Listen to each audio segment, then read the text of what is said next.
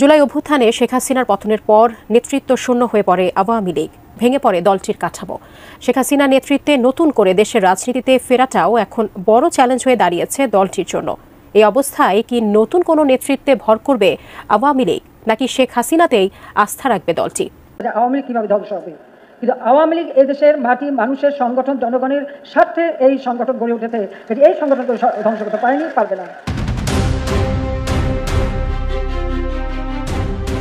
ছাত্র জনতার গণ অভ্যুত্থানে সাবেক প্রধানমন্ত্রী শেখ হাসিনা সরকার ক্ষমতা হারানোর পর টানা 3 মেয়াদে দেশ শাসন করা আওয়ামী লীগ দেশের রাজনীতিতে একেবারেই কোণঠাসা হয়ে পড়েছে।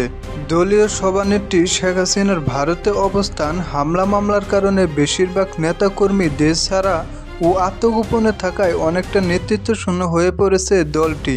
গত কয়েক মাসে রাজনৈতিক মহলে গুঞ্জন উঠেছিল দেশে থাকা আওয়ামী লীগের পরিচ্ছন্ন রাজনীতিবিদদের ওপর দায়িত্ব দিয়ে রাজনীতিতে সক্রিয় হতে পারে আওয়ামী লীগ।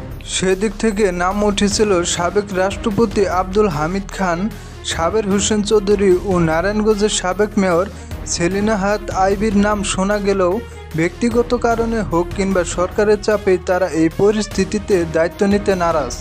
তবে সেক্ষেত্রে বিকল্প ভাবনায় রয়েছে পাবনা জেলা ছাত্রলীগের সাবেক সভাপতি ও বর্তমান রাষ্ট্রপতি শাহাবুদ্দিন চুপ্পু।